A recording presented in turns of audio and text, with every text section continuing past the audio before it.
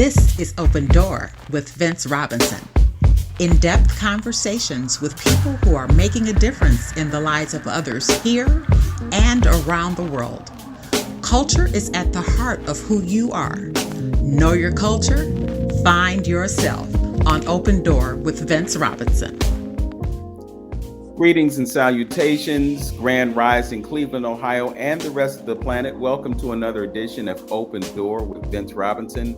I have two very special guests today, and again, I always say that my guests are special, but they are because they're doing great things in Cleveland, and we want to shine the spotlight on them. So today we have with us Miss Jowan Smith. She is the CEO of 1,000 Ties, and we're going to talk about what they are doing at 1,000 Ties. And we also have another guest. He happens to be the son, and he is the CFO. So that means he's well versed in things that relate to money. And trust me, folks, they are making it happen right here in Cleveland. And who knows, maybe what they do will affect parts outside of Cleveland. I'm sure they're part of their vision is to expand. And maybe I'm wrong, maybe I'm right. But judging by the smiles that I see on faces, they intend to affect a larger number of people. I like to be transparent, as always, about how I meet folks and bring them to the table. So I will share with you that I was at a giving circle at Ridall that involved a group called Inner Visions. And I met this young man named Trayvon. He came over to my table and he introduced himself to me and he told me what he was doing. And we were kind of in competition because we were both there to attempt to receive some money. But as I was there, I was thinking, well, I hope that he gets the $1,000. And he did.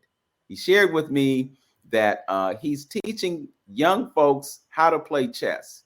And this mission was so impressive to me that I decided in that moment that I was going to have him on my radio program.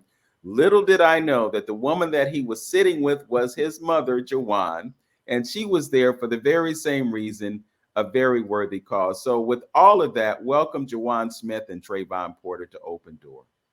Thanks so much for having us. Okay. Well, I'm excited to have you. And Jowan, greetings to you, young brother. Thanks for having me. Okay. So since Ms. Smith is the creator of this whole paradigm, I'm going to start with you and talk to you about the things that you are involved in and whatever resonates with you, whatever is most important, you can start with that. Tell us why you started it and tell us what the mission is. So 1,000 Ties is my nonprofit organization. It started from me watching my son teach himself how to tie on YouTube. And so for me, that kind of just made me think about all of the other skills that young men are lacking in because there isn't a male in the household.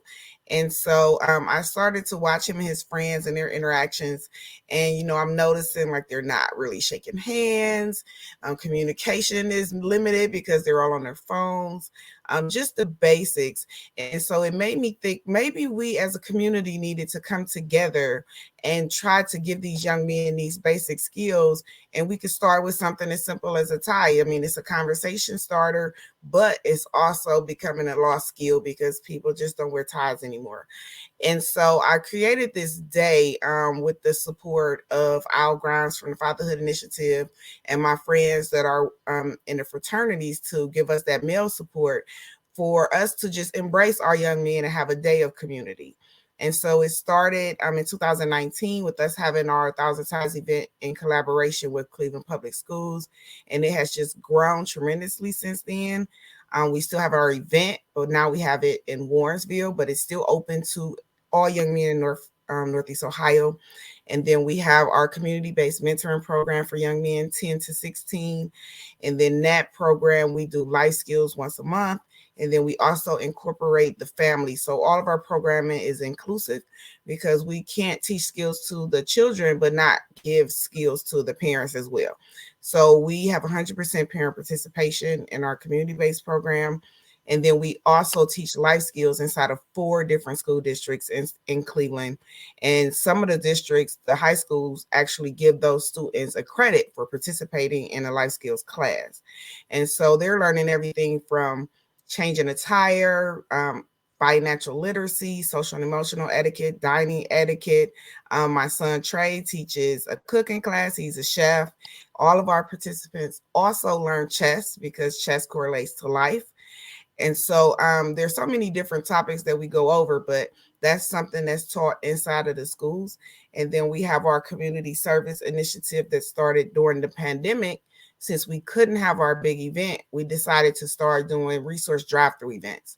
So we partner with the Cleveland Public Library and also Cleveland Public Schools. And we just call all of our community organizations that we work with. We set up tables and we let families come through and get as many free items as possible. So those are kind of the pieces of the Thousand Ties. So, who are some of these groups that you're working with? You mentioned the schools and whatnot, but there are other organizations that you're dealing with. Tell us about them. Oh, we work with so many amazing organizations. The Cleveland Food Bank, the Cleveland Foundry is one of our huge partners. Tri-C Metro is our educational sponsor. We work with Pregnant with Possibilities. We have, oh my goodness, there are so many and I'm going to forget people, but we have all of the fraternities work with us. The Cleveland Black Elite Golfers are a huge partner. Tours Employment. We have, oh my goodness, I'm going to forget everybody, but we just work with so many people. I'm big on collaboration. So we have lots of partners that come in and they show up. The Goods Bank NEO is a huge partner. They provide a lot of our hygiene items and stuff that we give away. The Warrensville City School District, the Warrensville City Council are big sponsors and partners. Amazon, Jack's Casino.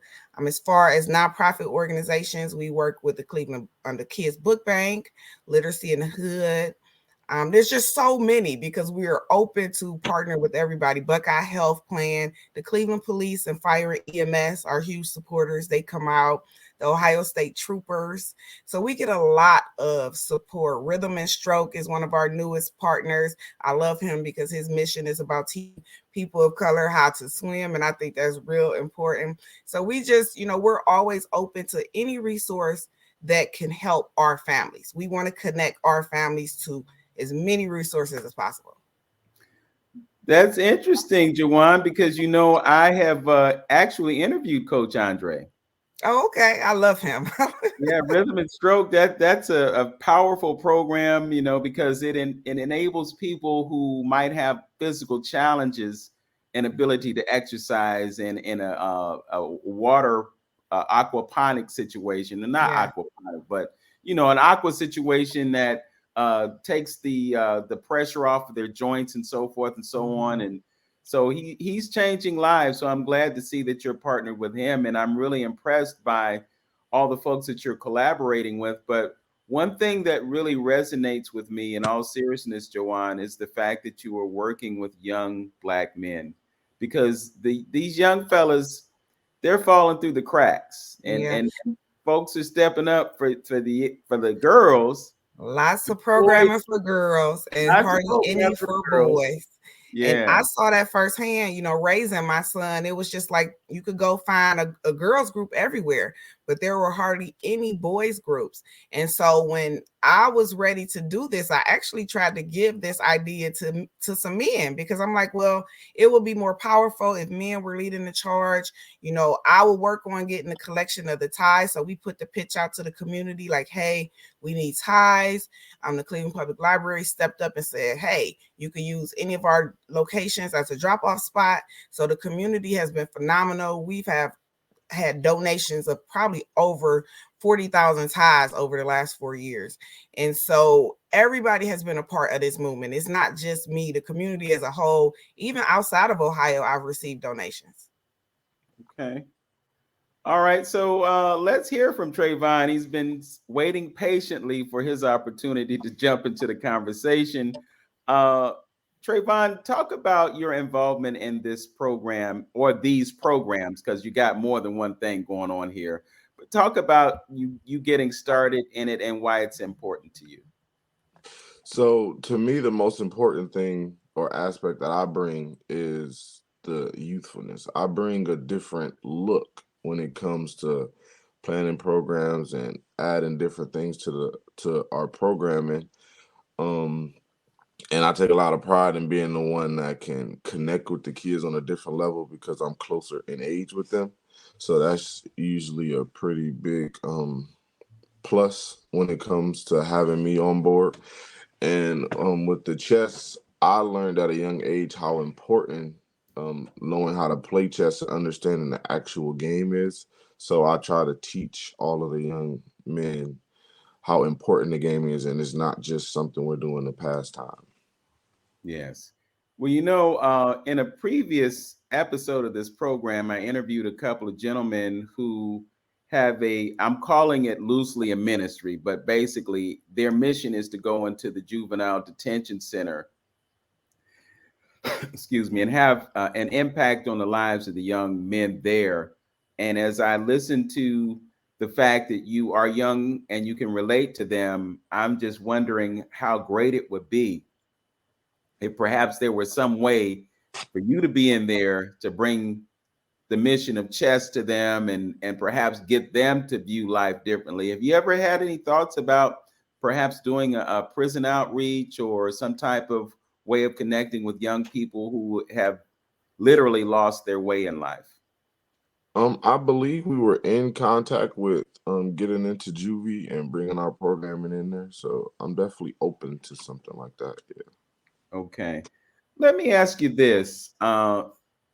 Is it a challenge to connect with young folk who, I'll just use this terminology, who are out in the streets? I mean, your mother talked about the fact that folks aren't wearing ties like they used to. We live in a casual society now. It's not unusual to turn on a television set and see somebody being interviewed or see somebody doing a podcast and they're sitting there with a t-shirt on, But when you look back in history, particularly at us, there was a day when folks would show up to school with a shirt and tie on. Now in some cases we have to wear uniforms, but I'm telling on myself, but I was in high school when I was in the 70s during the 70s. And during the 70s, I was also in college and I would see yearbooks from Cleveland. And the folks that I was looking at in the yearbooks were wearing suits and ties, but now you don't see that. And when you look at people in a general sense out in the world, you don't see a lot of that either. So I think it's unusual that you would connect with folks with ties, but I'm just wondering from your perspective, what kinds of things you're hearing from young people and whether or not they relate to the whole idea of dressing that way. So most of the people that are really engaged when we go out in the community might surprise some people. It's usually people like face tattoos or that you wouldn't think would be interested, but those are the ones that walk around for the rest of the event with their tie on, smiling, coming back for more ties. So I think it's the whole aspect of it being something that's different to them that intrigues them so much. But we usually get those type of participants to be the most engaged and excited about putting a tie on and wearing a tie. So we don't really struggle in that aspect of dealing with people that are, in the streets. They usually are the first ones up to our table and the last ones to leave. Okay, wonderful. Well, this is gratifying to know, and we're going to talk more about the program that involves 1,000 Ties, but we're also going to talk about this great book that you've written, Jowan. We're going to talk about your ministry, Trayvon, in terms of what you want to do with these chess boards, because you're collecting them and you're making ways for folks to connect with that game that's, it will change their lives. We'll just put it in those terms. It will change their lives. And I'm really excited about the fact, A, that you got the money, and B, that you have big plans for that and other plans in motion. So we're going to talk about that and more when we return. You're listening to Open Door with Vince Robinson on 95.9 FM WOVU, Burton Bell Car Community Radio. And we'll be back right after this. The best thing Tri-C did for me was give me opportunities. The workforce program prepared me for the career I have now. I got a job in the aerospace industries where I work on CNC machines. I have 3 younger brothers. I want to teach my brothers, hard work actually pays off. Come to Tri-C. It's a great stepping stone to wherever you're trying to get to in life. My name is Chris Grooms, and I got my start at Tri-C. Start now at tri-c.edu. This message was brought to you by WOVU 95.9 FM at Burton Bear Car Community Radio Station. Hi, this is Gerard Amir Shakir, and you're listening to 95.9 FM. Our Voices United, Burton Bear Car Community Radio. Welcome back to Open Door with Vince Robinson. My guests are Jowan Smith and Trayvon Porter. They are a mother and son combination. They are officers in their own nonprofit organization. It's called 1,000 Ties. In addition to that, you just heard from Trayvon Porter, and he is teaching folks the game of chess. You know, we had that conversation at Ridall, and I don't think he was bragging. He was just letting me know that he knows how to play chess, because folks just can't beat Trayvon Porter playing chess. But if he's effective in teaching it, then perhaps those who he tutors will be invincible as he is. Talk to us about what chess can do for folks who are learning. So we use chess to teach them that everything in life isn't about just making one move and just going real fast. We teach them that you have to think multiple moves ahead. You have to think, if I make this move, what is that gonna affect later on? Or is that going to help me in any way? Or what can I gain from this? So we use chess to teach them that sometimes you need to slow down and think about what you're doing and what could be the consequences of that next move that you're thinking about making. Mm-hmm. What was it that brought about your appreciation for the game?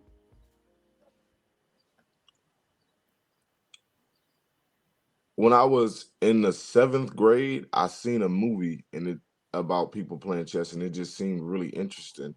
So when I went to school and I found out that we didn't have a team, and they allowed me to start up a team, and I saw how it brought me and my friends and some people that I didn't even know. I saw how it brought us together and how close we all got.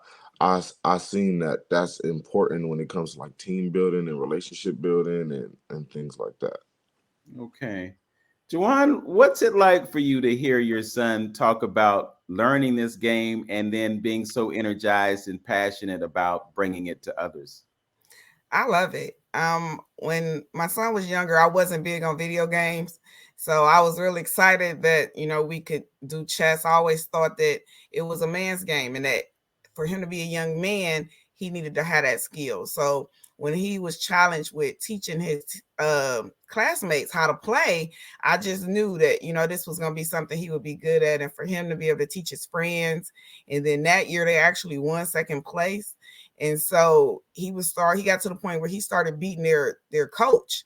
And so for me, it was just like, it just showed me if he put his mind to anything that he can make it happen and go past whatever the goal was. I don't know what movie you saw, Trayvon, but there was a movie that was out a few years back with Lupita Nyong'o. And she played the role of this young African girl who learned the game of chess and became a champion. It was quite a movie. What movie did you see? I've seen that.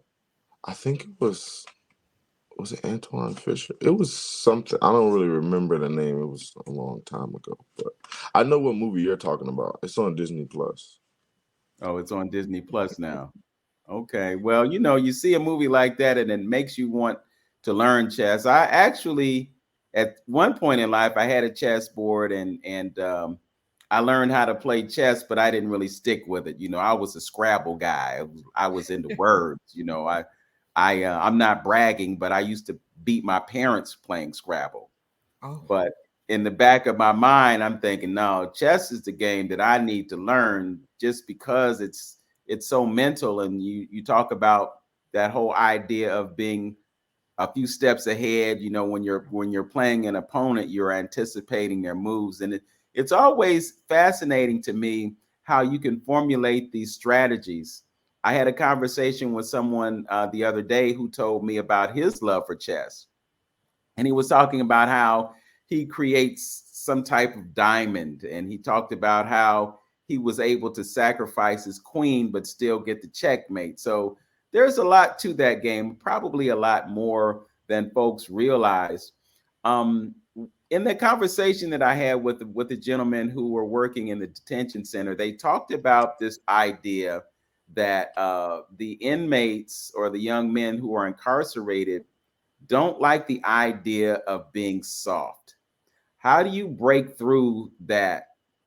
Someone thinking that if I do this, it'll make me soft, or at least it'll make it appear that I'm being soft.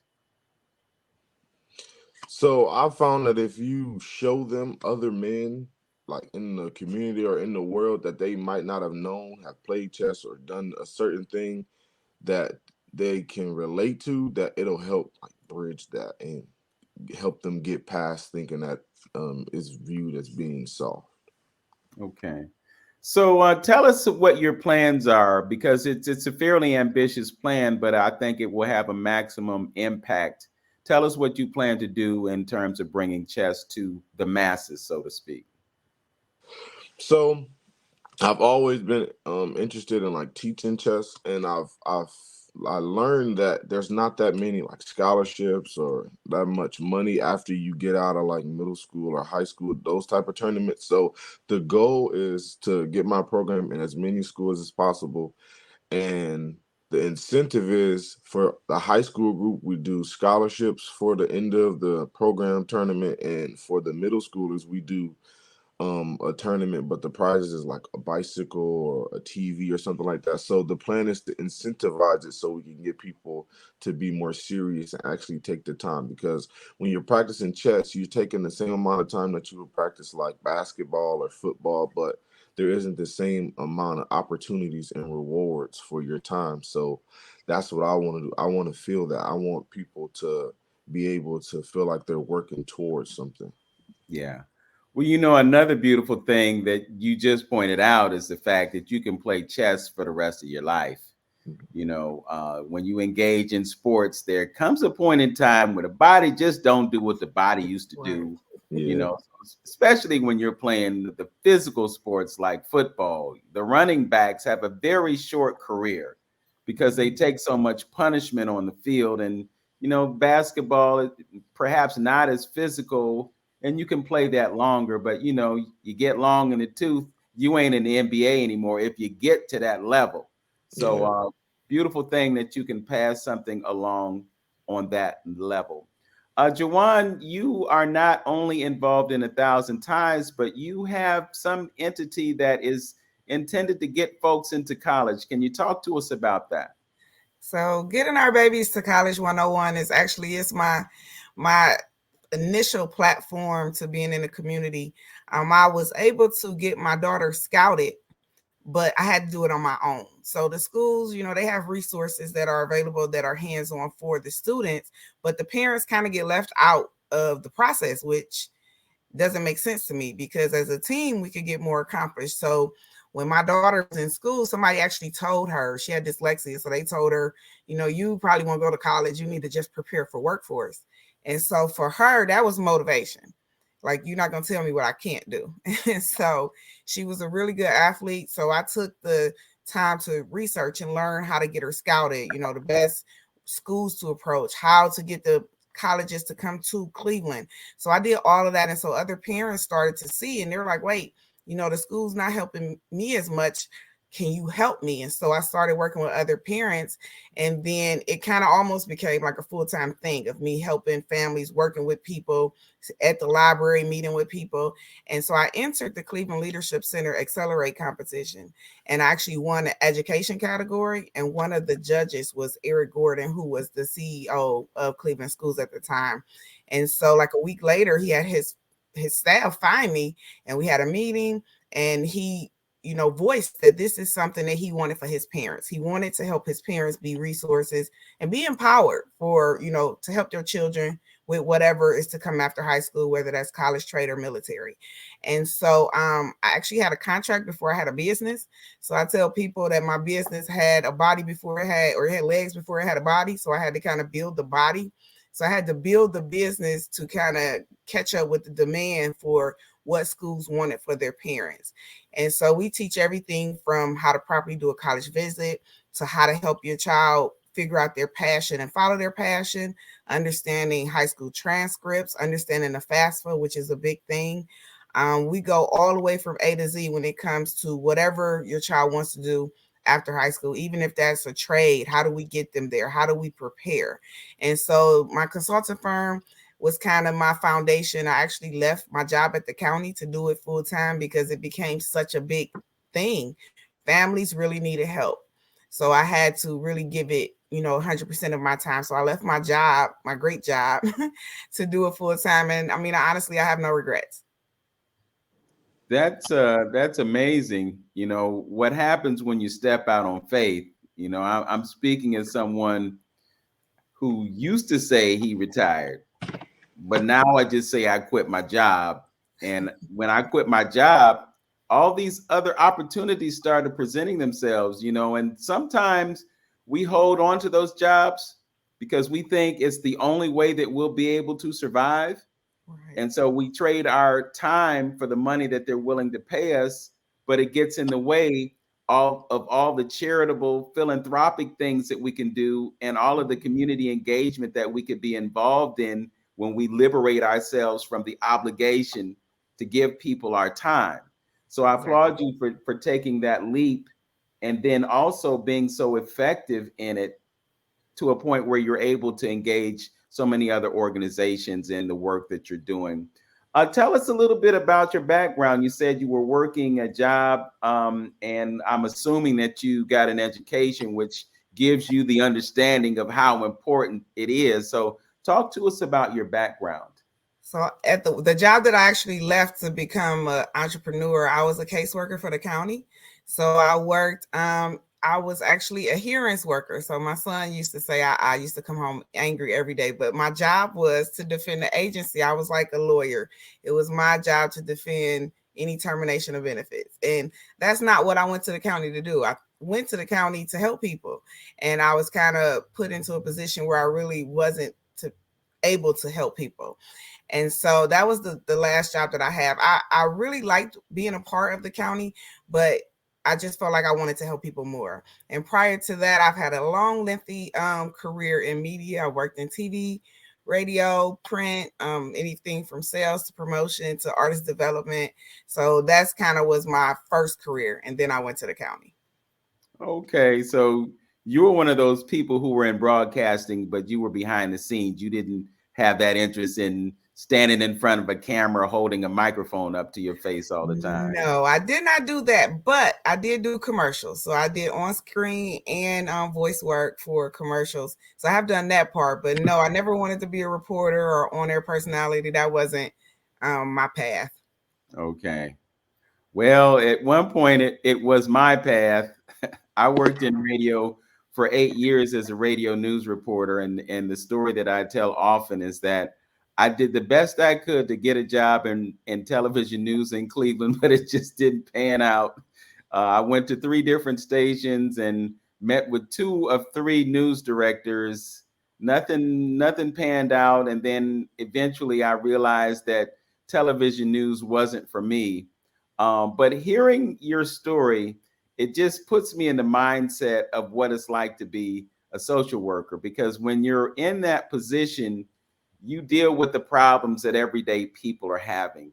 So I can imagine how frustrating it was for you to be the type of person who wanted to help people, but here you are having to defend an agency, and it's somebody who has lost their benefits or encountered a difficult situation in the course of their employment, and you're thinking to myself, well, how am I helping people? I'm helping this agency. That paradigm shift occurs, and you make a different choice.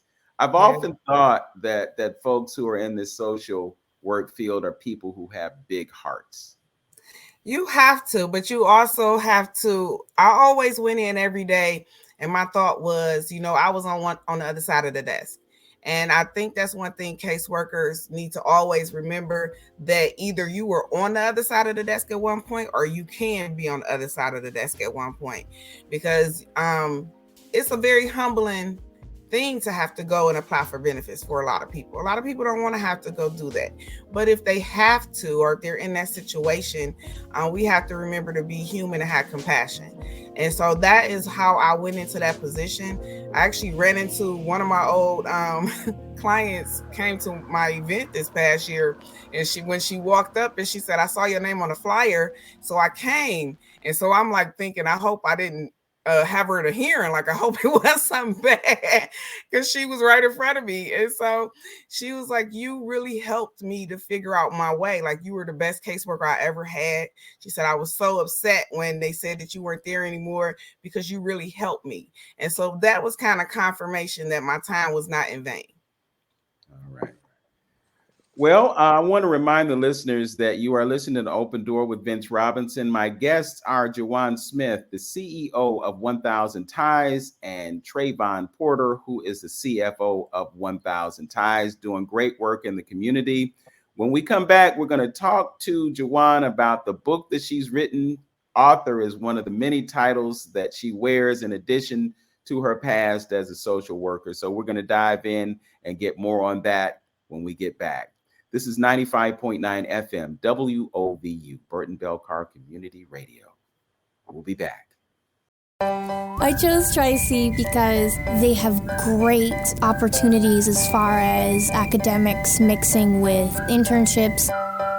I started meeting people right away who I clicked with. And when I graduated, I received a full ride to Cleveland State and was able to start here as a junior. My name is Rebecca Grove. I earned my first degree at Tri-C. Start now at tri-c.edu. This message was brought to you by WOVU 95.9 FM at Burton Bear Car Community Radio Station. Hi, this is Helen Maynard, news editor at Signal Cleveland, and you're listening to 95.9 FM WOVU, Burton Bell Car Community Radio.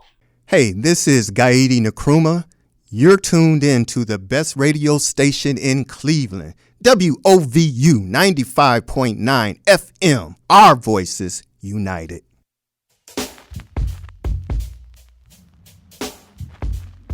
Welcome back to Open Door with Vince Robinson. My guests are Jowan Smith, the CEO of 1000 Ties, and her son, Trayvon Porter, the CFO of 1000 Ties.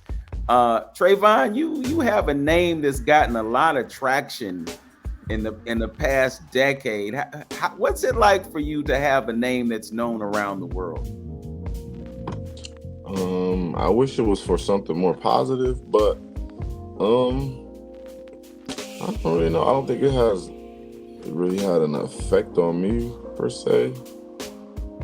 I don't know. Well, I know it's an off-the-wall question, so if it caught you off guard, my apologies. But I have a nephew named Trayvon, so it's a very significant name to me because I'm actually his godfather. I think I shared that with you the other day. But the other thing about Trayvon Martin is that his name is important because he's a martyr, and he keeps the memory of what happens in America alive. So yes, perhaps negative, but then perhaps positive, because he has life after death as a result of his name. So when people call you Trayvon and folks remember Trayvon Martin, they remember what happened. So it's not necessarily a negative. So stick your chest out, young brother. Wear it with pride and take things to the next level. So when people hear the name Trayvon, they'll be thinking about this guy who taught all these young people how to play chess and improve the quality of their lives. All right? Okay. I want to shift gears and talk to your mother about this book that she has written. Talk to us about being an author and talk to us about the subject matter in your book. So being an author is actually something I kind of stumbled into. I never planned to write books. I was actually asked to moderate a panel for the Black Authors Expo a few years ago, and Margaret Bernstein was the subject. And so during that interview, she actually flipped it and asked me, have I ever wrote a book? And so I was like, no, I never wrote any books. You know, I take a lot of notes when I'm preparing curriculum for my program, what have you. And so I told her about the notes I took when I took my grandson on a college visit with my son. And so she's like, it's a book. We're going to make it a book. And a year later, Zakari Goes to College was born. That was my first book. And so Zakari is kind of the new age Curious George. So Zakari does lots of adventures. In this first book, he goes on a college visit. And one thing about my book is I make sure that I use technical terms. So I don't baby the words down. We do a disservice to our children by trying to soften words nowadays. So in the book, I'm talking about scholarships, financial aid, like I'm using those words so that our children know the wording when they get to that point, and we haven't babied the words down. And then in the back of the book is actually a resource guide. So it has different organizations that families can reach out to start preparing for the college prep process. So that book is actually a family book. And then the second book in the Zakari series is called Zakari's Carnival Adventure. And so I partnered with retired police lieutenant from Cleveland. And so Zakari gets lost at a carnival. He runs into a police officer. And so what she did was she actually put safety tips in the back of this book. And so it tells baby what to do if you get lost, or, you know, if you run into a stranger, what should you do? And so I'm excited to, in the future, work with the Cleveland Police to try and use this book to get in the community and help children understand what they should do when they get lost. You know, there's a lot of missing babies, a lot of missing big babies. And so I'm hoping that this book will encourage people to have the conversations. And that's kind of my hope with most of my books, that it starts conversation. Okay. Talk to us about where things are in terms of the enthusiasm about going to college on the part of young people. We went through the pandemic, and as a result of that, there was kind of an erosion, so to speak, of the education for young people in Cleveland, because so many of them didn't have access to the internet, and then they had a change in the classroom experience that impaired their ability to learn. And they say that African American students were the ones who experienced the greatest setback. So I'm just wondering, as we have this conversation, did you see a decrease in the interest in young folks going to college, or in the engagement of parents and young people about getting into college? And if you're seeing a recovery from that? 100%. The college path changed. My son is actually an example of what happened during the pandemic. He's a 2020 graduate, so he lost prom, he lost graduation. He was in that group that went away freshman year in the midst of the worst part of the pandemic, where there was no socialization. He went away to a school in West Virginia by himself, didn't know anybody. And it was a very terrible experience, which a lot of students had. You know, being able to go away to college and have this social component kind of helps them to make it past that first semester. But being in a pandemic, that kind of changed the whole experience. So a lot of children did not return back to school. A lot of children decided, you know, finances are tight. A lot of parents lost their jobs, or a lot of parents lost hours. So a lot of students came home and they went right to work. And so you saw, I would say, like a 60% decrease in college admissions, or even the desire to go to college, because during the pandemic, people found ways to make money that didn't require them going away and having to take student loans out. People were becoming influencers, and they were on TikTok, and people were becoming entrepreneurs, and people were able to actually explore their creative side to find other ways that didn't involve them having to go away to college. So I think the college admissions they're just now starting to recover from that 2020 hit on admissions. Because a lot of people have decided to go different routes because they see that there are alternatives to actually going away to school, taking loans, and just, you know, incurring that extra debt, which has a lot of people messed up right now. So I believe the pandemic changed the game 100%. I want to talk to you about the recent Supreme Court ruling relative to affirmative action and college admissions. But before we go there, I want to talk to Trayvon about his experience and also his outlook with respect to education. Your mother provided a partial testimony about your experience, but I want to hear it from your ears. How were you affected by the pandemic, and what has been your outlook about being involved in post-secondary education? So when I went away, they were in the stages of trying to figure out if we could go to class or if we need to be 100% online, or how they wanted to handle that. And at the school I went to, about like 80% of my professors were on the older side, like 50, 60 and up. So the technology thing was a struggle. Um, I had professors get sick throughout my first semester, and we had substitute professors, and they all taught different. So it was hard to catch on to like the learning curve and adjust to being a college student. Especially, I had a biology major, so it was a little bit more difficult, and I wasn't getting the help and the resources that I needed because of the pandemic. And then they were threatening to shut down the campus, and it was just a lot of back and forth and a lot of mental strain. Okay, so as a result of that experience, have you decided to abandon pursuing a degree, or what's your mindset now? Um, so with all of that going on, I decided to forfeit my scholarship to that school, and started going to Tri-C here, and then I started to pursue my cooking and now my chess program. Okay. All right. I happen to have the view that college is not for everyone. I have a nephew.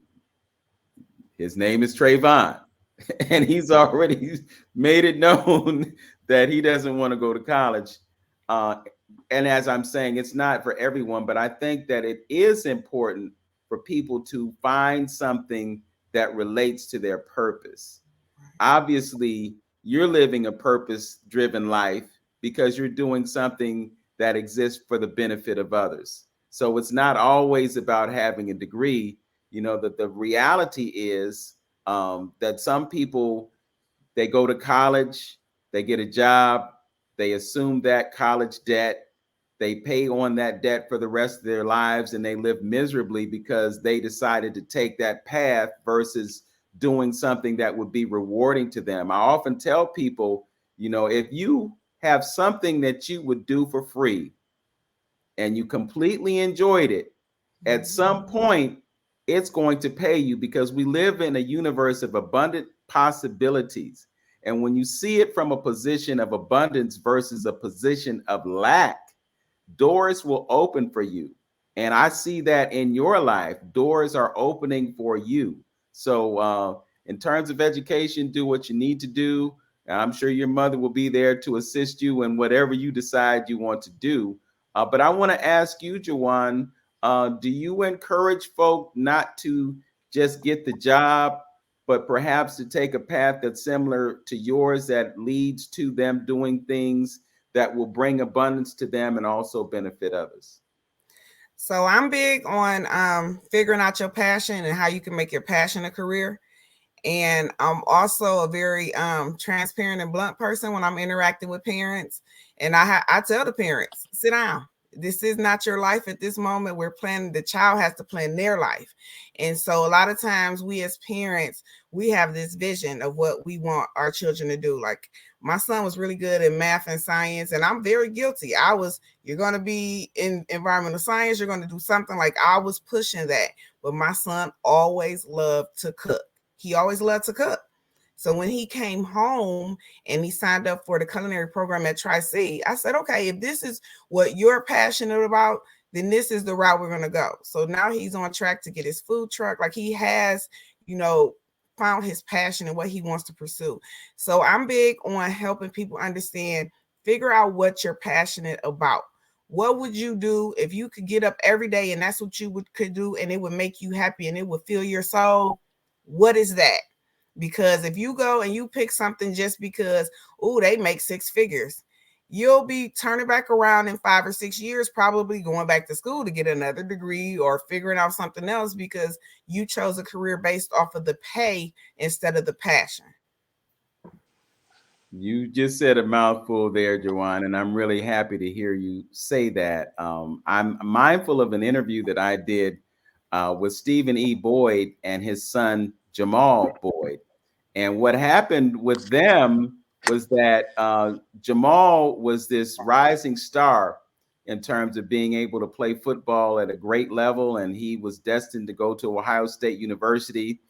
But he had an injury, and the injury literally ended his college football career. What he decided to do was to pursue something that he was really passionate about, and that was barbering. So now Jamal is this barber who's, he's responsible for folks beautifying themselves here in Cleveland. But, a couple weeks ago, he had Michael Eric Dyson sitting in his barber chair. He's connected with LeBron James. So, folks who are connected with LeBron are coming to his shop and getting their hair cut. He had to have a serious conversation with his father and say to him, hey, college isn't for me. And thankfully, Stephen decided that, okay, well, if that's your choice, and I'll support you in it. So it really is important for young people to do what they have a passion for and not do a job just because it's going to make them money. Because like you said, they'll end up in that job and they'll end up miserable for the rest of their lives. Fascinating conversation, and we will continue after this break. This is Open Door with Vince Robinson on 95.9 FM WOVU, Burton Bell Carr Community Radio. We'll be back in a minute. Ohio is our home, and it's full of family we're proud to care for. With more than 200 locations, Cleveland Clinic is growing to bring world-class care to your community.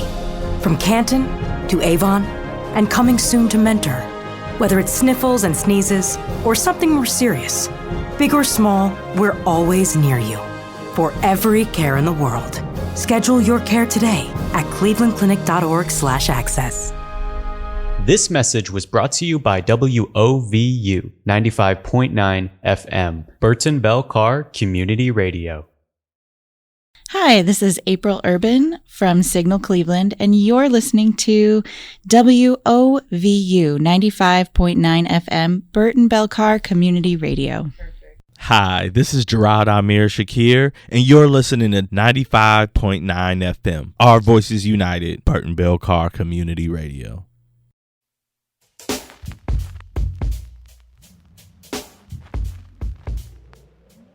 Welcome back to Open Door with Vince Robinson. My guests are Jowan Smith, CEO of 1000 Ties, and Trayvon Porter, her son, and the CFO of 1000 Ties.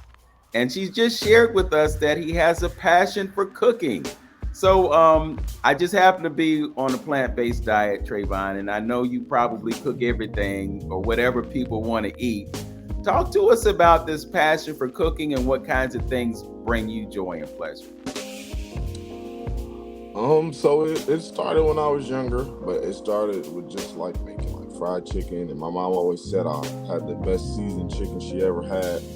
And slowly I started to broaden my horizon, and I moved into like steaks and things like that. So now when I cook, my big thing is presentation. I like to make the meals look as nice and fancy as I possibly can. And it goes over really well with the people that follow me on social media. A lot of people ask to buy meals or ask to get a plate and things like that. So just cooking and being in the kitchen, listening to the old school R&B just brings me joy and it's calm. Okay. I've been told that there's a very thin profit margin in the restaurant business, but obviously it would be something that you enjoy. Do you see yourself ever having a restaurant? So the goal is maybe like a chain of food trucks first, and then moving on to like a restaurant. So yeah, in the future, I definitely see that. Well, the food truck business is definitely booming. And the great thing about having a true food truck is that it's a portable business. So you probably don't have as much overhead as you would have if you were opening something that has bricks and mortar and so forth and so on. Maybe some advantages there. Also, I think the payroll might be smaller because you don't have as many employees. And again, post-pandemic, a lot of people have kind of changed their their mindset about eating out. I know there's a restaurant on Shaker Square, and I'm not going to do any advertising right now. It is a plant-based restaurant. And I went there a few weeks ago and their doors were closed, but they had opened another spot on another quadrant of Shaker Square, and it's carry out only. And I'm thinking to myself, okay, well, that makes sense, because then you're just preparing food and folks come and pick it up, or DoorDash or whatever will come and make a delivery. And so you probably have a greater profit margin as a result of that. What do you see down the road? You mentioned having the food trucks and possibly having some restaurants, maybe franchises. Are we going to see Trayvon's famous fried chicken across the country? So I actually have a name for my business and a logo. It's called Trey's Trays. I have an Instagram page. It's chef_Trey. And yeah, I'm definitely hoping, and the plan is to branch out and move to different states and all over the country. Okay. Okay, let's shift gears and talk to Ms. Smith. You got 1,000 ties. You got a couple of books out. You're helping folks get to college. What are you seeing in terms of vision for the future for what you're doing right now? Our big goal, we actually was planning to do this, and then the pandemic hit, is we're taking 1,000 ties on the road. So we want to hit every high poverty rate city and partner with the school districts and the fraternities in those areas, and take the goal of empowering our young men all over the world. So that's the goal with 1,000 ties. I have 4 children's books right now. My Grandma Hattie's ice cream is like my big one. It's been on Amazon top 25 twice. And so I do STEM activity with that. I go out and we make ice cream with the kids and the families. They get to measure it out. You probably remember back in the day, my grandmother, she used to actually make ice cream with the wood churner. So we that's the concept of the book. It teaches numbers and colors. So we do that activity with a lot of kids. We've been doing it at daycares all summer. So we have a lot of fun with that. And then my Maya book is doing really good. It promotes baby safety. It's a play on Marsha. And so little Maya is an active 2-year little baby. And so just trying to empower families in every way with all of my books. And I want to continue to write books that all have a lesson in them, and they're real life books. So I don't write about dinosaurs and stuff like that. I write about stuff that our babies can experience and that they will experience. And then all of my books feature character of color. So talk to us about your process. You weren't inspired to be an author until Margaret suggested it to you, and then you embraced it and you ran with it. And the result is that you've got all these books out. Talk about the process in becoming an author. So I wanted to take the experiences that I see people in my family going through, and I know that, it's not singular. So everyone is dealing with different things, but I like the idea of our babies opening books and they see characters that look like them. My grandchildren have lots of books in there, but only books that have characters that look like them are the books that I wrote. And so for me, that was almost a trigger. Like, how can we keep empowering our children if they don't see us in anything except for when you look on TV and you see a basketball player and a football player? So for me, we have to show them the possibilities. Like when I go in schools now and I've done a book reading, the kids, they think that we best friends. Like you hear them screaming my name, they're going to author. Hey, Jowan, like they know me. And for them, it like inspires and motivates them to want to read the book. So if we're having this massive issue with literacy, we need to be taking advantage of what we have right at our fingertips. In Cleveland, we have hundreds of local authors that write books that feature characters of all colors. The schools need to bring these authors in to help our children. And so for me, when I'm writing books, that's what I'm thinking about. How can I empower someone, whether it's a kid or a parent? Like they always ask, well, what age group is your book for? My books are all family books. I don't have an age bracket because you can sit down and read my book with anybody. Okay. So in terms of the distribution of your book and the creation of the book, did you decide to publish it yourself or did you connect with someone who would publish it for you? So I'm self-published on my first 3 books. The 4th book is self-published, but I did have a national publishing company reach out to me. But at the stage that they reached out to me, the book was like pretty much, it was at the illustration phase. And so if any authors are listening, they know like when you're writing, like it's your baby. And when you get to the illustration part, it's really your baby. And so to have somebody come in and try to like chop it up, I really didn't want to do that. I felt like it was going the right path that I wanted it to. So I did not sign the contract at that stage, but I am in talks with a publishing company moving forward. So my first 4 books are all self-published books. For me, I kind of really liked it when I talk to people that are with publishing companies, because I can control the narrative. So I can print how many books I want. I can pick my own illustrator. I like my illustrator. So I love, I really wanted to maintain that relationships. I control the whole process. But when you're with a publisher, they kind of have more control. But the perk is now you're eligible for different awards. You're being put in different markets, by the publishing company versus having to do everything on your own. So I kind of see both sides, and I'm kind of still on the fence. But I am in talks with the publishing company for my next book. Yeah. Well, I don't think that there's any, how can I put this? There's no diminished value of your product because you published it yourself. Yeah. In the publishing world, there's kind of a stigma that goes along with being self-published. If you didn't have somebody that put your book out and you went through everything that you needed to do to get that book out, people look at it a certain way. But on the other hand, it's really about the content, number one. And number two, when you do all this heavy lifting, what comes back to you is much greater, because the publishing company, they're into it because they know that they're going to be able to generate massive profits. And many times they don't share those profits with you. So I encourage people to publish, because you can write a book and try to get it sold through all these different publishers and keep getting no's. And the whole time you're getting no's, you could have put your book out and you could have been getting paid for it and getting a much greater return on what you put into that book and what you spent on it. So again, no disrespect because you're self-published. I've actually had that experience myself. I published my first book in 2015, and I think I need to do what you have done, and that is publish at least 3 more, because I've been writing poetry all this time. We have just a few more minutes left in the program. I want you to have an opportunity to make a pitch. If there's any way that folks in the community can assist you in what you're doing right now, please let them know. So with the 1,000 Ties, we are in need of male mentors. We have a lot of young men that are in our program, our Maple Heights program. We have 120 boys.